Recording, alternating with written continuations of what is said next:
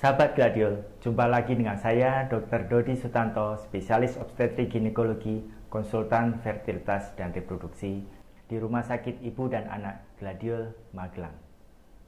Pada kesempatan ini, kita akan membahas suatu topik yang sering dialami oleh pasien-pasien saya, yaitu infertility unexplained atau unexplained infertility.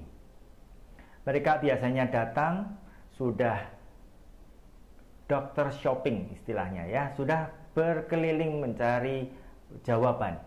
Ternyata selama ini mereka pergi ke dokter atau ahli-ahli kesehatan yang lain dan menemukan bahwa tidak ada masalah pada 5 hal, yaitu analisis sperma, mulut rahim, saluran maupun telur. Itu tidak ada masalah semua dan mereka masih belum berhasil mendapatkan kehamilan. Apa yang disebut unexplained infertility? Ikuti terus video ini supaya Anda mendapatkan informasi yang tepat.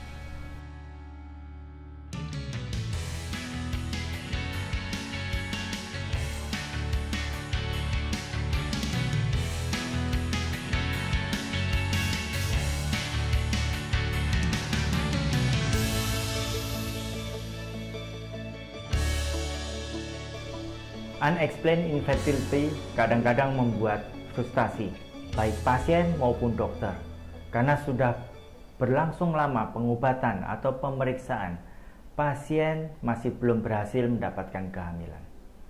Sebetulnya unexplained infertility merupakan keadaan yang harus dilakukan pemeriksaan lebih lanjut ataupun tindakan lebih lanjut. Pada prinsipnya ada 2 hal yang harus dilakukan oleh dokter atau tim medis untuk menindaklanjuti keadaan unexplained infertility ini.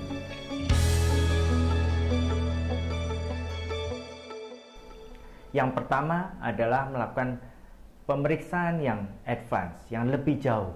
Apa itu? Laparoskopik. Laparoskopi diagnostik, yaitu mendiagnosis menggunakan laparoskopi. Bagi Bapak dan Ibu yang belum tahu, laparoskopi adalah suatu operasi canggih di mana dokter melakukan sayatan dengan minimal dengan 4 lubang saja untuk masuk ke dalam perut wanita, dan salah satu dari lubang tadi adalah kamera. Kamera tadi akan melihat dengan jelas apa dan bagaimana keadaan di dalam rahim dan di dalam perut wanita, sehingga dokter akan dapat mendiagnosis masalah-masalah apa yang terjadi di dalam. Pada umumnya kita bisa mendapatkan 1. Endometriosis, 2. Perlengketan-perlengketan, 3. Kista-kista kecil, 4. adalah infeksi.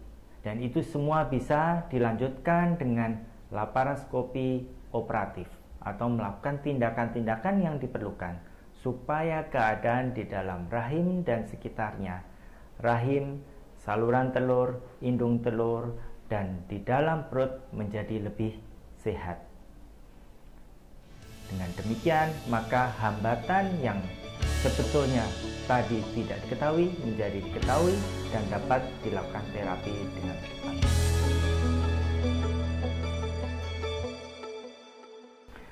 Kalau tadi yang pertama adalah laparoskopi, diagnostik dan terapi, maka yang kedua adalah ART atau Assisted Reproductive Technology atau teknologi buatan untuk mempercepat kehamilan.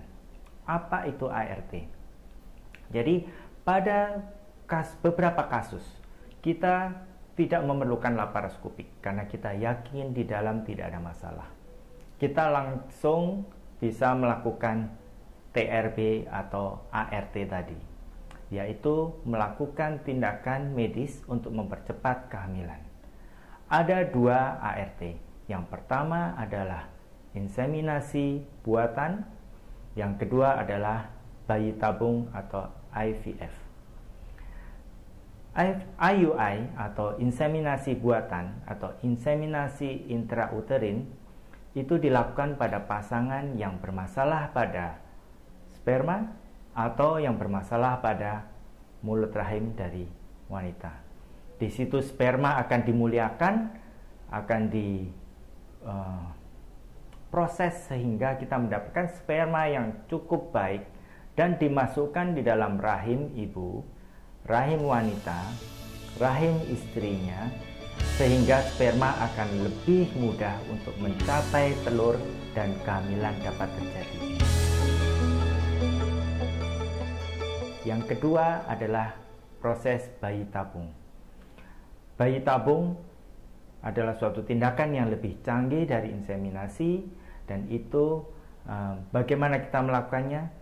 Kita melakukan mempertemukan telur dan sperma di laboratorium, menumbuh kembangkannya menjadi embrio dan mengembalikannya pada waktu yang tepat di dalam rahim wanita. Jadi Bapak Ibu sekalian, inseminasi atau IVF dapat dilakukan dalam rangka untuk mempercepat kehamilan, atau pada keadaan unexplained infertility tadi, kita bisa melakukan laparoskopi, diagnostik, dan terapi untuk menggali lebih jauh dan melakukan terapi supaya kehamilan dapat terjadi. Mana yang dipilih itu harus didiskusikan dengan dokter Anda. Sahabat Gladiol, bila Anda sudah resah dan mendapati bahwa Anda mendapatkan diagnosis unexplained infertility, ingat, ada 3 hal yang kita bisa lakukan. 1. Laparoskopik diagnostik. Yang kedua, inseminasi intrauterin. Yang ketiga adalah bayi tabung. Kami, dokter di Rumah Sakit Ibu Anak Gladiol Magelang, setia melayani Anda.